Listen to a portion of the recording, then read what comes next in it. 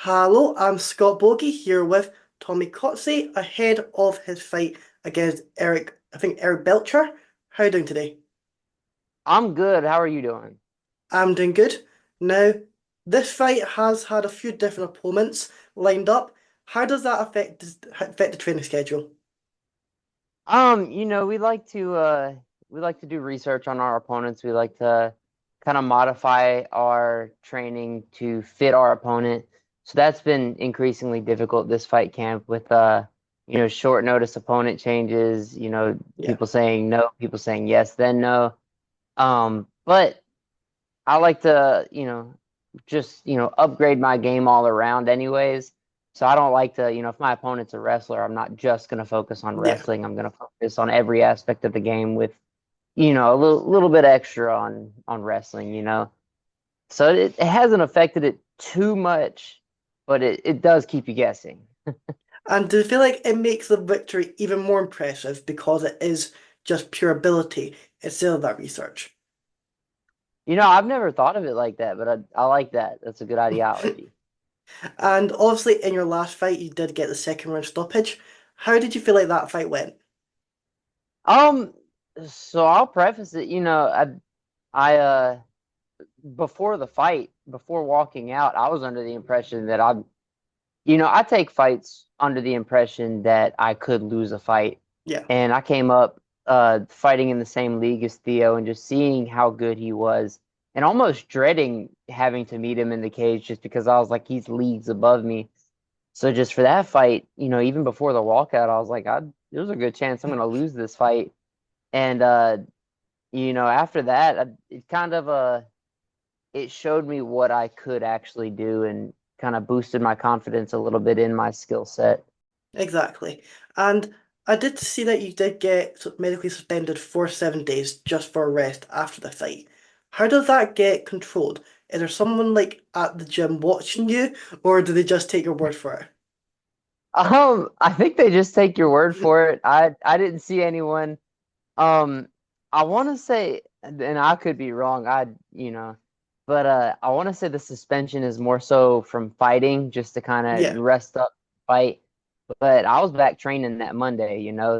We stay in the gym, and I joke about it all the time with everyone in the gym. And I'm like, I'm not doing anything that week, but I always end up doing a little bit of rolling, a little bit of sparring here and there. And it's a family-run gym, is that correct?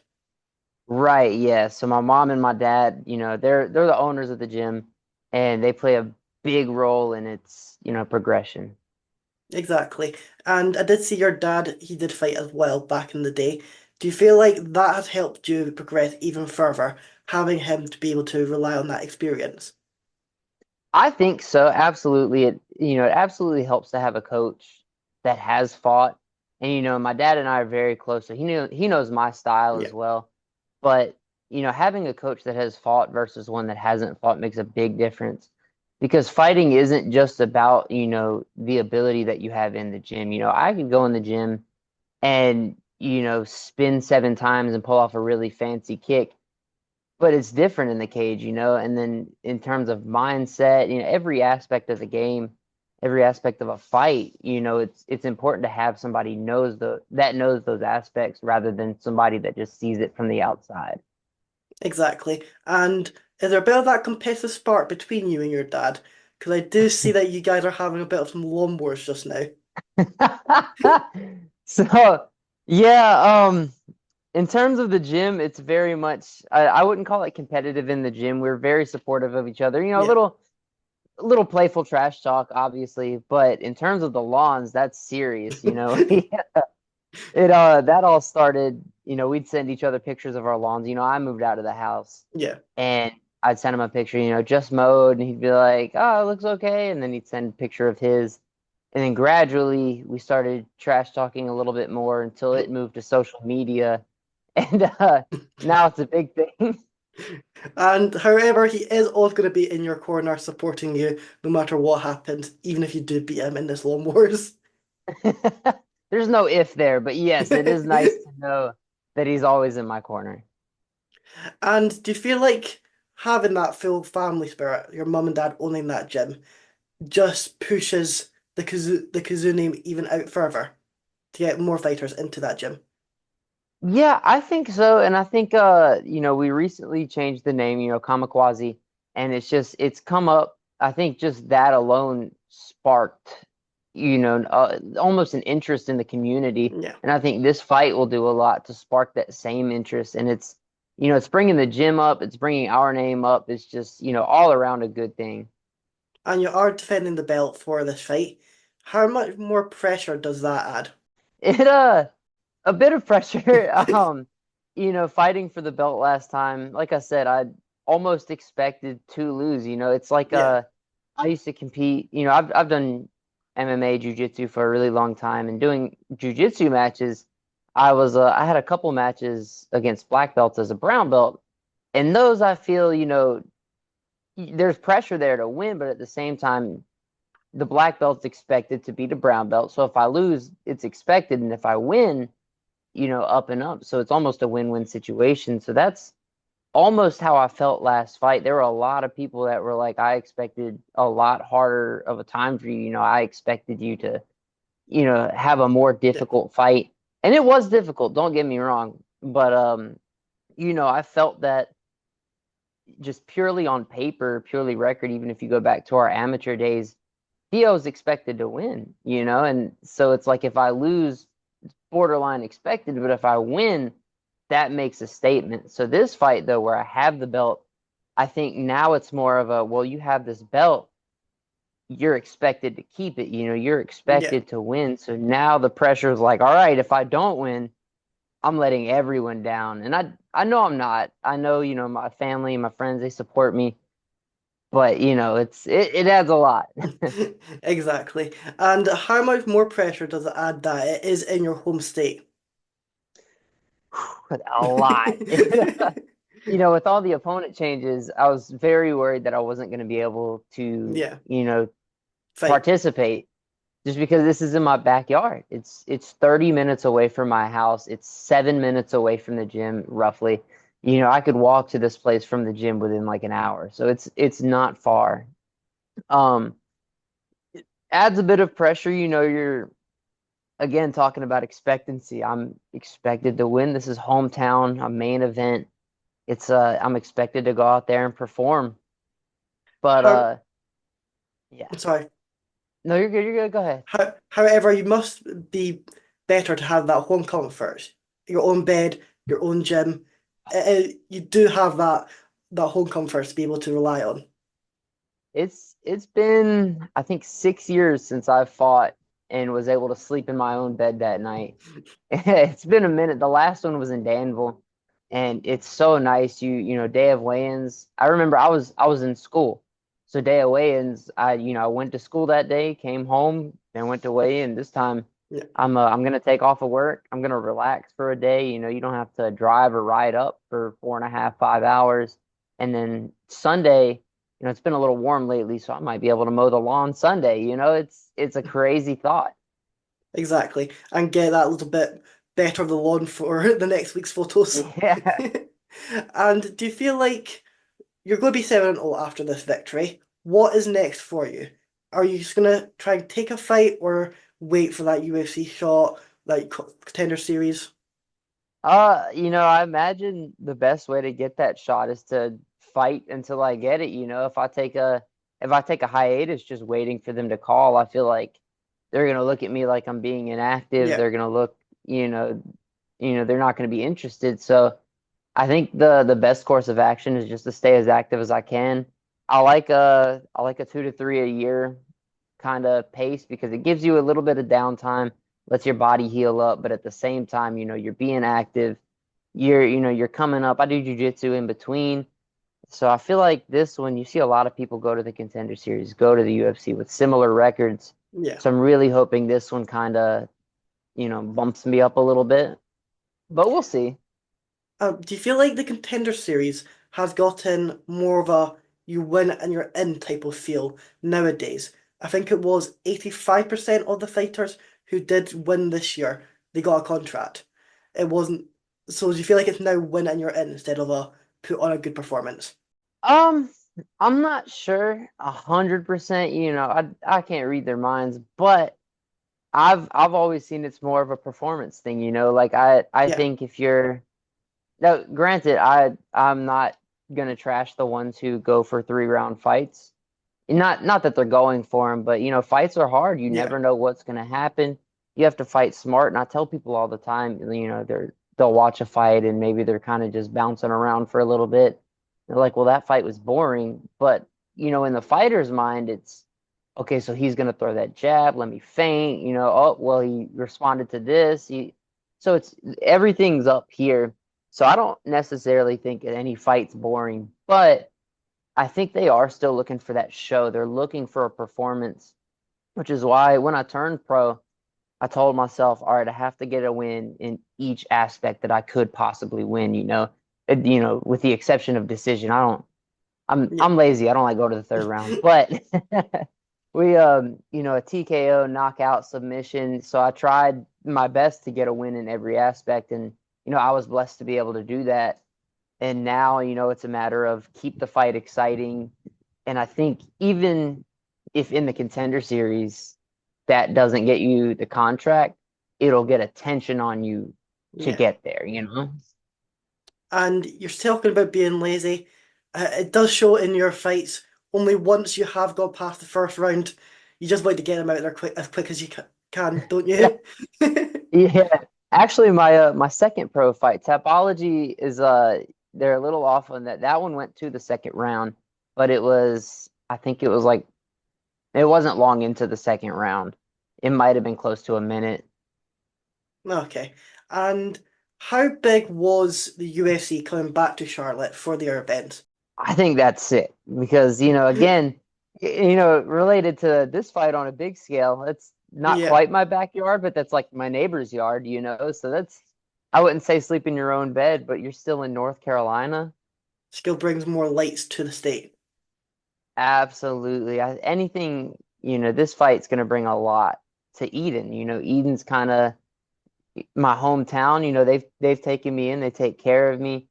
And I think it's going to bring a lot to Eden. It's going to bring a lot to small businesses. There was a lot of support shown. And I think it's the same thing, if we fight in Charlotte, I think that's 2.5 hours away from here. I don't have a Yeah, ton of support there. yeah, exactly. And how big is sponsorships in the sport for you? Big. Um, you can do it without sponsorships, but the amount of the amount of toil you're gonna have to go through, the amount of difficulties you're gonna have to go through, it's not worth it. I will forever be grateful for all of my sponsors. I this is all I wear. That it's all I wear. I show people the tattoo all the time. It's that even this fight, we do a lot, like we make t-shirts and stuff to sell to, pay for medicals, pay for this, pay for that. But we had a lot of small town sponsors, just, not like permanent sponsors, but they were like, we'll shoot you a little bit this fight, you know, put our names on the back of your shirt, shout us out, and we'll support. And Yeah. that's awesome. I think there was something, I think right around 10 of like local businesses in Eden, Danville, all around that, you know, And big. and like you're saying, you did jiu-jitsu matches between your fights. What's your take of people doing jiu-jitsu and grappling matches between their fights? Do you feel like it helps you improve even further?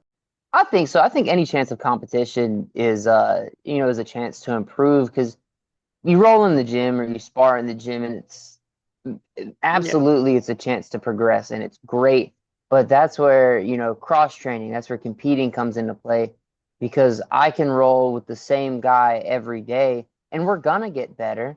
But I know how you roll and you know how I roll, so we know how to counter each other. yeah, It's up here. But if I go against somebody I've never gone against, it's unpredictable. It's going to yeah, make you think. It's going to make you mark things you need to improve. Well, I can pass your guard, but this guy that I rolled with for the first time, was doing something weird with his feet, had great control. I had a hard time passing. So now I'm going to delve into, well, how do I prevent that? And it's going to make me a lot better. And I think it's just fun on the off time. It keeps you active. November I've got a Toro Cup super fight, and then I'm doing a tournament to support Movember 2 weeks after, and then 3 weeks after the fight. So it's just good to stay active. I think it absolutely makes you better. And then, what do you make the take of Rosa Jr. was meant to fight Mokaev? I think it's this weekend. However, in a grappling Yeah. fight. However, that fell apart because the UFC didn't like Rosa fight in that event. Do you feel like a part of that was the UFC was scared in case Mokaev won, or do you feel like they were just protecting their athlete? I think a big part of it is just protecting the athlete. I think it's the same for a lot of shows, but my contract specifically for this event was, a month before, chill out essentially. Just Yeah, train. Don't compete. You're not allowed to accept a fight or anything like that.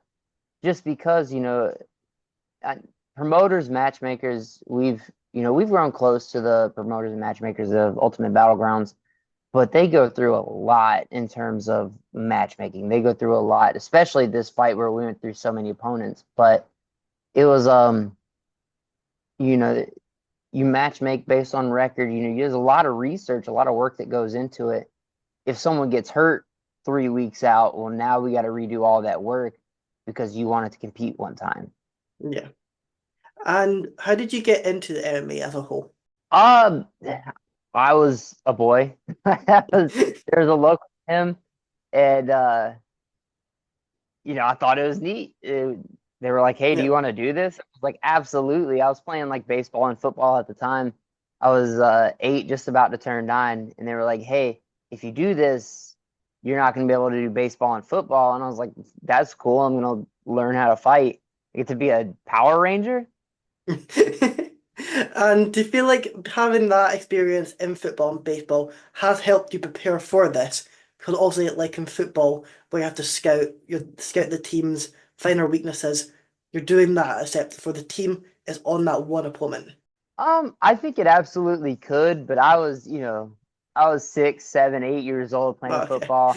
Yeah, I didn't care much for that. It was more like, hey, you're gonna go against this team today, and I was like, all right, Here's put me in. ball, kick it. Yeah, And so, is that what you try to inspire to be when you're in that cage? Is just that real life Power Ranger-esque? yeah. I- Power Ranger. I watch a lot of anime, which is, Yeah, you know, you're gonna find a lot of fighters do, but you channel your inner Goku. You channel your inner Luffy. If you look at my fight shirts this time, there's the design on it. Shout out Mike Cranford, by the way, amazing design. It looks very similar to Law's Jolly Roger in One Piece. Um, yeah, I try to activate my inner power up, my inner yeah, chakra key, whatever anime term we're gonna use. It's very motivating. My first Spartaka fight, I didn't know anybody. We were in the locker room, and everybody's tensed up, ready to fight, but we're talking about our favorite Dragon Ball characters, you know. exactly. So it's motivating for sure. And like you said, like the Power Ranger aspect of it, absolutely. Let me channel the inner Red Ranger. We're going out and we're doing the thing. Exactly. And have you been able to help coach any of your teammates? Yes, actually. So I'm one of the head coaches at my gym. And fight camp, it displaces it a little bit. We get other coaches to come in and kind of help just push us because it Yeah, is hard, if you're coaching to get, that level of push that you need. So we have other coaches come in and, that allows me to kind of lay off of the coaching and work a little bit more. But absolutely, my teammates, Corbin, Aiden, and Harley, I've come up being able to coach them, and they show me some stuff too. They coach me as well. And we've got a new guy now. He's not part of our team, but he's a part of our team. He yeah. trains at Tiger Force in Reedsville. Mason, who's fighting on this card, came in to enjoy a little bit of our camp. So I've been able to work with him, and it's nice, especially once they fight and you see the win, and it's good to know that you've been a part of that. It's very, very satisfying. Well, I know you're going to go out there, get a victory, defend that belt, and go on to the bigger and better things. I'll let you Thank you. have the final word. Is there anything else you're wanting to say or anyone you wanting to shout out? As always, it's all him, all glory to God. Um, shout out all my sponsors. There's so many to list on this one, but you guys see the Yeah. shirts. If you get a chance, if you got one of my shirts, flip it around, look at all the names on the back of it, and those are just, that's all my support. My family, my beautiful wife. Just there's been so much support for this fight, and I hope you guys are ready to see some fireworks on November 2nd. Well, it's going to be great. It's a must watch. Absolutely.